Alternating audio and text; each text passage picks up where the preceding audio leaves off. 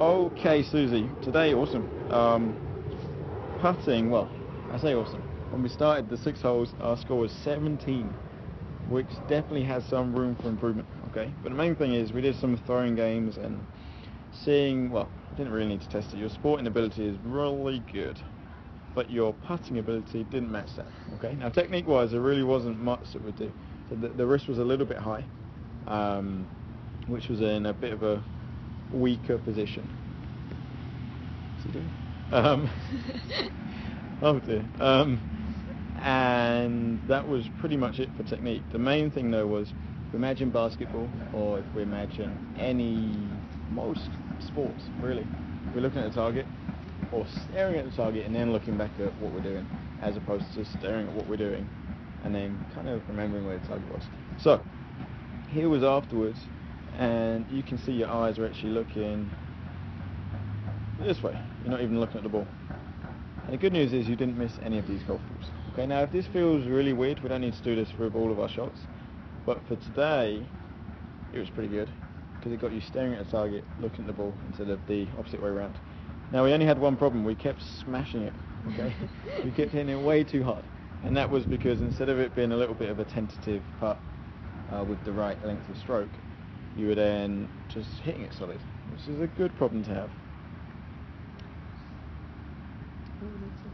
Okay, so that really long stroke was what on your original 17 actually had a lot of putts going short the hole. Okay, now the second thing, technique wise, all we do is just relax actually this neck a little bit more, so that your eyes, so the back of your head is a little bit flatter, so the back of your neck is more pointing down to the ground, so your eyes are more focused down this way, down towards the ball. So imagine if you had glasses on, you just want to see the ball through the middle of your glasses versus down through the bottom of your eyes. Okay. Now, all we said is that this club was moving a little bit too much in this way, a little bit too much archy. Okay, so what we started to do a little bit of practice on, and what would be good for you to get a number 15 of, is this one on the left.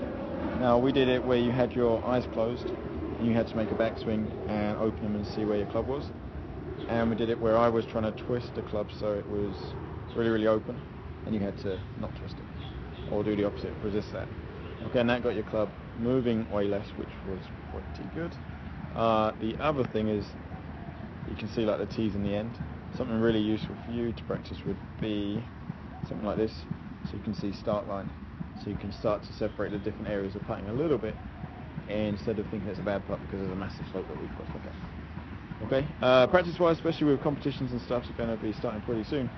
Let's get to lots of scoring stuff. So imagine those 6 holes. Our target now is 12. Our first score was 17. Okay, there's some shots to be saved there. Okay, so those annoying kind of games where you have to keep starting again if you don't get to that score. Start from now. Okay, but really good. Not much to change technique. This to help with technique.